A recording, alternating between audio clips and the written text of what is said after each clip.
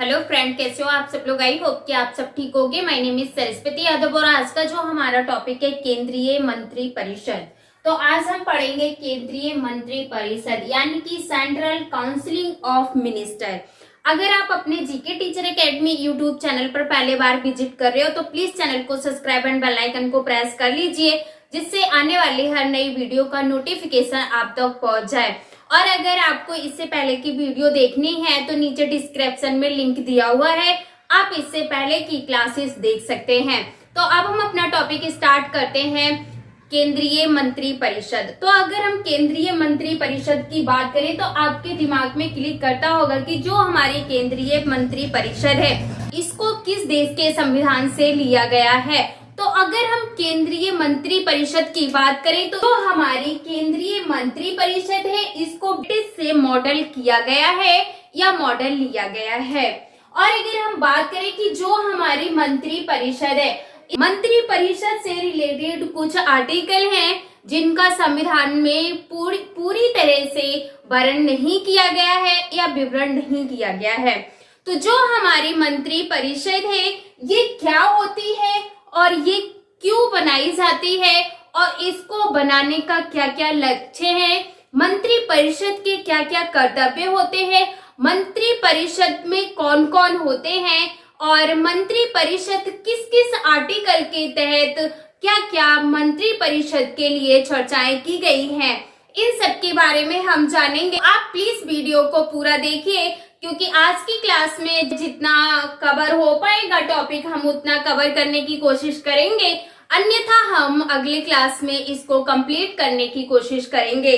तो अब हम अपना टॉपिक स्टार्ट करते हैं, केंद्रीय मंत्री परिषद। अगर हम केंद्रीय मंत्री परिषद की बात करें तो इसको ब्रिटिश से मॉडल किया गया है या ब्रिटिश से मॉडल लिया गया है। तो हमारी जो मंत्री परिषद है ये किससे मॉडल किया गया है, तो ये ब्रिटिश से मॉडल किया गया है।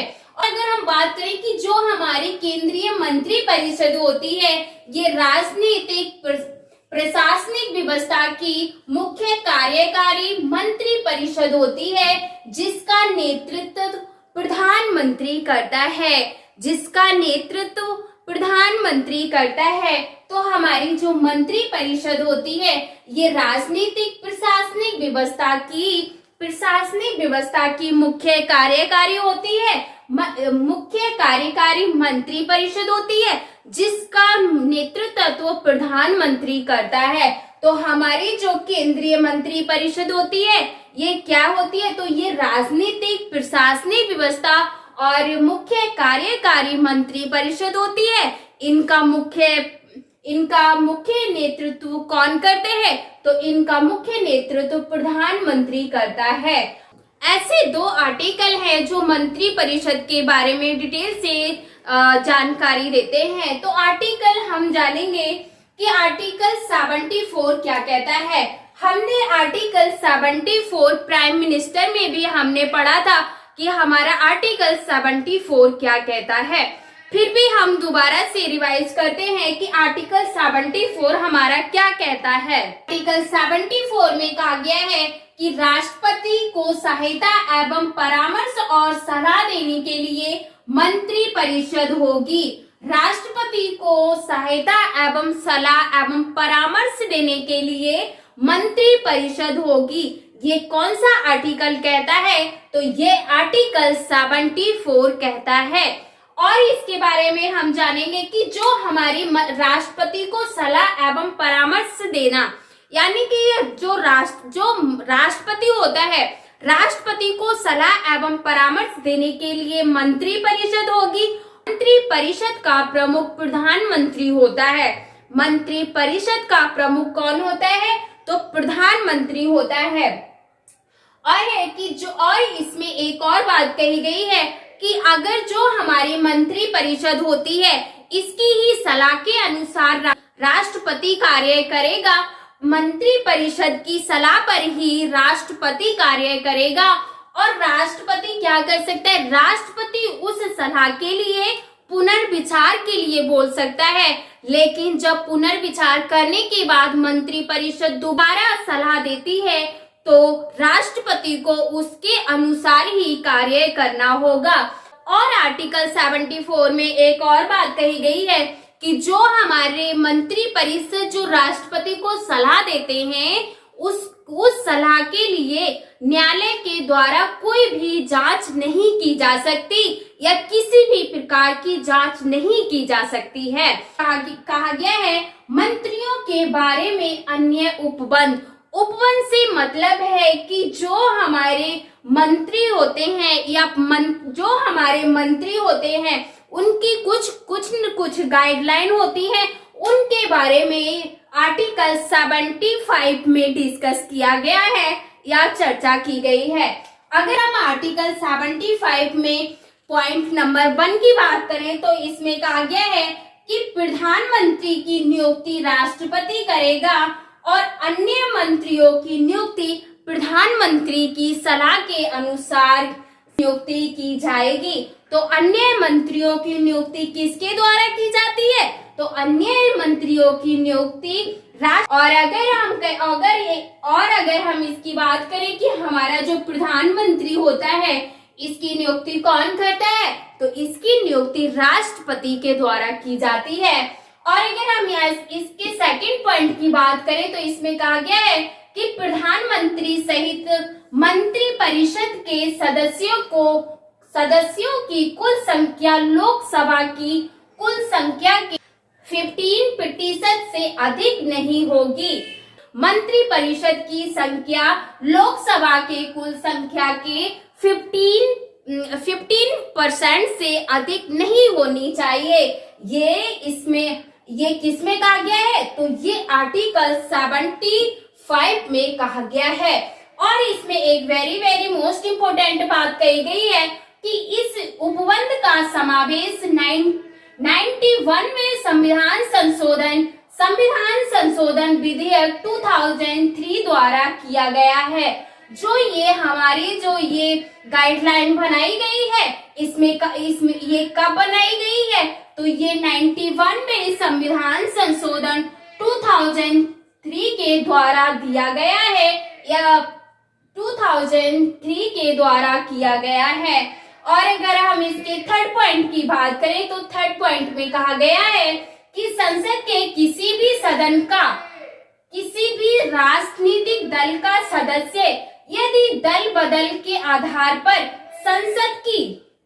संसद की सदस्यता के अयोग्य घोषित कर दिया जाएगा तो उस सदस्य को मंत्री के पद के भी अयोग्य होगा। तो इसमें क्या कहा गया है कि अगर कोई मंत्री है उसको संसद के सदन से अयोग्य घोषित कर दिया है तो ऐसा सदस्य मंत्री के पद से भी अयोग्य होगा। और अगर हम नेक्स्ट पॉइंट की बात करें तो इसमें कहा गया है मंत्री राष्ट्रपति के प्रसाद पर्यंत पद धारण करेंगे। जो हमारे मंत्री होते हैं वो राष्ट्रपति के ही अनुसार उनको पद मिलेगा। राष्ट्रपति चाहेगा तो उस मंत्री को उस पद पर रख सकता है। अगर राष्ट्रपति जिस मंत्री को जो पद देगा उसी पद को मंत्री धारण करेंगे। और नेक्स्ट अगर हम पॉइंट की बात करें कि मंत्री परिषद लोकसभा के प्रति सामूहिक रूप से उत्तरदायी होगी या जो हमारे मंत्री परिषद होते हैं ये किसके उत्तरदायी होते हैं? तो ये लोकसभा के उत्तरदायी होते हैं। और अगर हम नेक्स्ट पॉइंट की बात करें कि राष्ट्रपति मंत्रियों को पद एवं गोपनीयता की शपथ दिलाएगा तो जो हमारे मंत्री होते हैं इनको गोपनीयता की शपथ कौन दिलाता है? तो इनको राष्ट्रपति गोपनीयता की शपथ दिलाता है। यहाँ से अब हम देखेंगे कि किस तरीके से क्वेश्चन बन सकते हैं। तो ये एक तो यहाँ से वेरी मोस्ट इम्पोर्टेंट क्वेश्चन बनता है कि जो प्रधानमंत्री सहित मंत्री परिषद के सदस्यों की कुल संख्या लोकसभा के कितने प्रतिशत से अधिक नहीं होनी चाहिए? कितने प्रतिशत से अधिक नहीं होनी चाहिए? तो 15% या 15% से अधिक नहीं होनी चाहिए। और एक वेरी वेरी मोस्ट इम्पोर्टेंट यहाँ से भी क्वेश्चन बनता है कि इसको कब से लागू किया गया है, तो इसको 91वें संविधान संशोधन के द्वारा 2003 के द्वारा किया गया है। इस विधेयक को कब से लागू किया गया है, तो इसको 2003 के द्वारा लागू किया गया है। और इसमें एक very very most important question बनता है कि जो हमारे very very most important question बनता है कि जो हमारी मंत्री परिषद होती है ये सामूहिक रूप से किसके प्रति उत्तरदायी होती है, किसके प्रति उत्तरदायी होती है, तो ये लोकसभा के प्रति सामूहिक रूप से उत्तरदायी होती है। और एक very very most important question बनता है कि जो हमारी राष्ट्रपति, यहाँ पे तो आप स्टार ही लगा लो, कि जो हमारे मंत्री परिषद के जो मंत्री होते हैं उनको शपथ कौन दिलाता है या गोपनीयता की शपथ कौन दिलाता है, तो गोपनीयता की शपथ राष्ट्रपति दिलाता है। और एक very very most important question बनता है कि जो हमारा आर्टिकल 74 है इसमें क्या कहा गया है या किसके बारे में चर्चा की गई है, या राष्ट्रपति को सहायता एवं परामर्श और सलाह देने के लिए मंत्री परिषद होगी, तो ये किस आर्टिकल में कहा गया है या किस आर्टिकल के तहत दी जाती है, तो ये आर्टिकल 74 के तहत दी जाती है। और आर्टिकल 75 की बात करें तो इसमें क्या कहा गया है, आर्टिकल 75 में मंत्रियों के उपबंध के बारे में विवरण किया गया है। तो हमने अभी आर्टिकल 74 और आर्टिकल 75 को जाना है। अब इससे आगे के आर्टिकल भी हम डिस्कस करने की कोशिश करते हैं। और अगर हम आर्टिकल 77 की बात करें तो आर्टिकल 77 में भारत सरकार द्वारा कार्यवाहियों का संचालन के बारे में चर्चा की गई है। आर्टिकल 77 में क्या कहा गया है, तो आर्टिकल 77 में भारत सरकार द्वारा कार्यवाहियों के संचालन के बारे में चर्चा की गई है। तो अगर हम भारत सरकार द्वारा कार्यवाही के बारे में अगर हम बात करें तो इसका जो फर्स्ट पॉइंट है, भारत सरकार की समस्त कार्यपालिका कार्यवाहियां राष्ट्रपति के नाम पर की जाएंगी, उसी प्रकार अभिव्यक्ति होगी। जितने भी हमारी कार्यपालिका, जितने भी हमारे कार्य होते हैं वो राष्ट्रपति के नाम पर किए जाते हैं। जितनी भी कार्यवाही होती है वो राष्ट्रपति के नाम पर की जाती है। और अगर हम नेक्स्ट पॉइंट की बात करें कि राष्ट्रपति के नाम पर पारित आदेशों तथा अन्य दस्तावेजों को इस प्रकार अधिप्रमाणित किया जाएगा जैसे कि राष्ट्रपति द्वारा बनाए जाने वाले नियम में निर्दिष्टता हो। इसके अतिरिक्त इस प्रकार अधिप्रमाणित किए गए पर किसी आदेश अथवा प्रपत्र की वैधता पर इस आधार पर प्रश्न किए जाएंगे। जो राष्ट्रपति के द्वारा जो आदेश अथवा प्रपत्र की वैधता की गई है उसके ही आधार पर राष्ट्रपति के नाम पर जो वैधता प्रमाणित की गई है उसी के आधार पर प्रश्न पूछे जाएंगे। और अगर हम इसके थर्ड पॉइंट की बात करें कि यदि राष्ट्रपति भारत की सरकार की कार्यवाहियों और सुगम बनाने के लिए साथ ही मंत्रियों के बीच कार्य का आवंटन करने का संबंध में नियम बनाएंगे। जो हमारे मंत्री होते हैं उनके कार्य से रिलेटेड आवंटन का मतलब है कि उनके लिए कार्य अलग अलग तरीके से, यानी कि आवंटन उनका जो मंत्रियों के कार्य का बंटवारा जो करेगा वो राष्ट्रपति करेगा। और भारत सरकार की कार्यवाही को और अच्छा बनाने के लिए मंत्रियों के कार्य का बंटवारा राष्ट्रपति करेगा। अगर हम आर्टिकल 78 की बात करें तो आर्टिकल 78 में प्रधानमंत्री के कर्तव्यों के बारे में कहा गया है। और प्रधानमंत्री के कर्तव्य जब हमने मंत्री परिषद पढ़ी थी तब हमने प्रधानमंत्री के कर्तव्य जाने थे।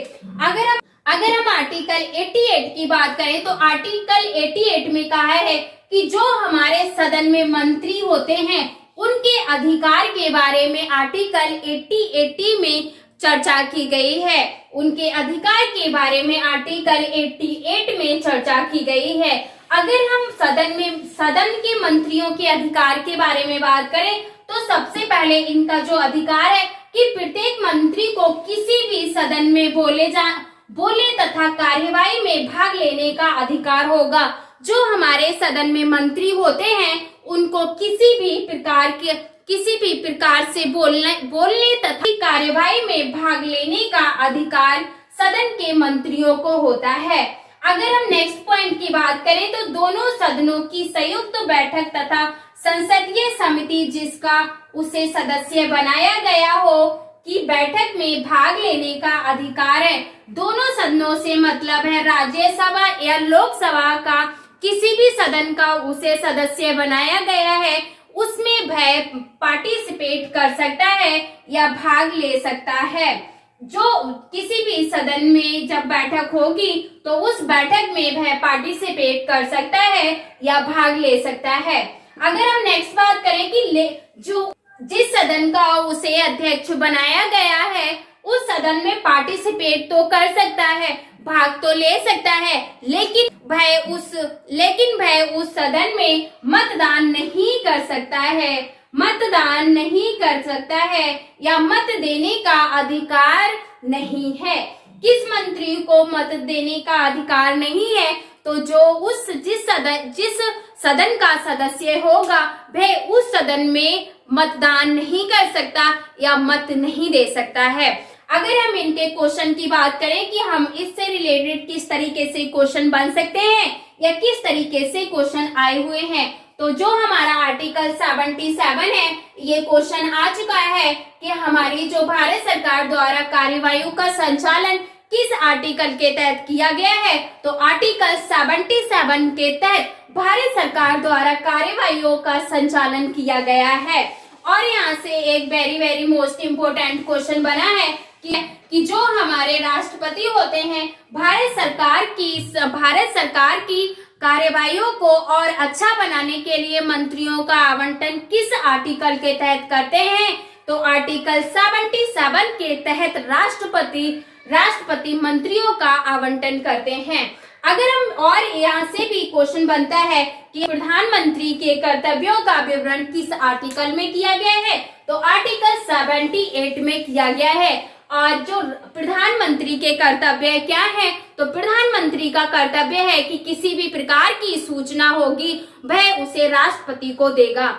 और नेक्स्ट हमारा है कि संसद के मंत्रियों के अधिकार के बारे में किस आर्टिकल में चर्चा की गई है, तो आर्टिकल 88 में संसद के मंत्रियों के अधिकार के बारे में चर्चा की गई है। और यहाँ से एक वेरी मोस्ट इम्पोर्टेंट क्वेश्चन बनता है कि क्या अगर कोई सदस्य किसी सदन का सदस्य है तो क्या वह उस सदन में मतदान कर सकता है या नहीं, तो जो मंत्री जिस सदन का सदस्य होगा वह उस सदन में मतदान नहीं कर सकता है।